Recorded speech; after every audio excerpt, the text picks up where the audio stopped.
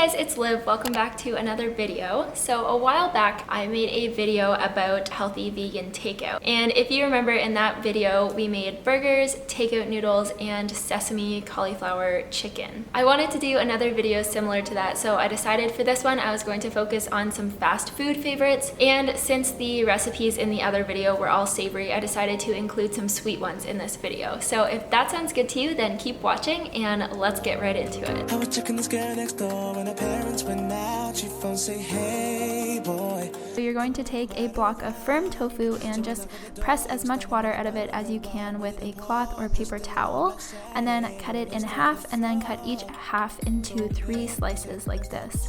Then you can totally just cut yours into squares. You don't have to do what I'm doing, but I wanted to make them look a little bit more legit, so I cut them into kind of chicken nugget shapes. So then you're going to add to a bowl some breadcrumbs and nutritional yeast, followed by some poultry seasoning and salt and pepper, and just give that a stir.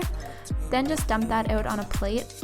And then in the same bowl, you can just add some almond milk, and then in a little bowl on the side, just add a little bit of flour. To bread these, dip each piece of tofu into the flour, then put it in the almond milk, and then put it into the breadcrumb mixture, and make sure you press it down and really get it coated, and make sure that you get each side coated as well. Then just put it on a parchment-lined baking tray, and this is optional, you don't have to use the oil, but I sprayed mine with just a little bit of oil so that they got nice and crispy, and then bake it according to the instructions in the description box below. And when they are done, they will be the crispiest, best homemade nuggets you will have ever eaten.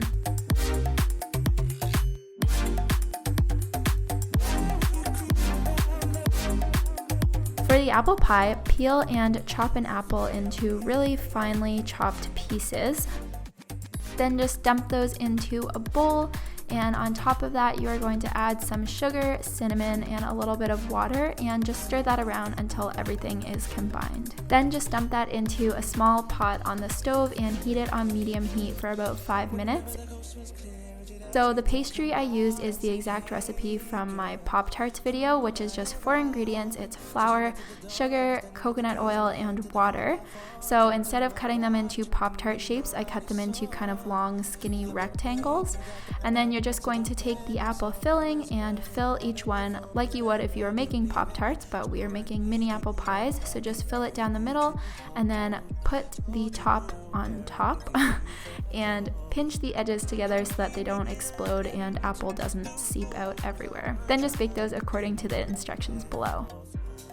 While the apple pies were cooking in the oven, I had just enough time to listen to a new chapter of my new audiobook on Audible. I've worked with Audible before and I absolutely love them. Audible is an audiobook subscription service where each month you get a free audiobook of your choice, so it's a super good way to add more books into your daily life. Currently, I am listening to You Are a Badass by Jen Sincero. I love this book because it gives actually really good advice, but in a super entertaining way. I love Audible because you get to keep your books forever even if you cancel your trial or your membership at any time. Audible is offering you guys a free 1-month trial plus a free audiobook that you get to keep forever if you go to audible.com/live. So definitely take advantage of that and go get yourself a free audiobook, especially if you want a fun way to pass the time on a commute to school or work, and improve your ride with Audible. At this point, you should already be smelling how amazing your house smells after cooking some apple pies, and this is how they will look.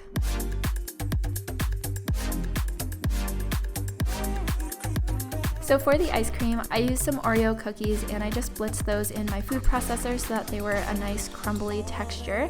And then I added some frozen bananas to the food processor along with a big scoop of coconut whip. You could also just add some almond milk if you like. Then just process that until it is nice and smooth, and then you can add your cookie crumbs back in, or whatever add-ins you want to add, like peanut butter or chocolate chips or sprinkles or literally anything. You can just put in your absolute favorite toppings. And then I just scooped that into a little container. I'm pretty extra, but it's kind of cute, I think. And then I just topped it with some extra Oreo cookie crumbs. And there you have it, a full fast food feast prepared at home and made with entirely vegan ingredients.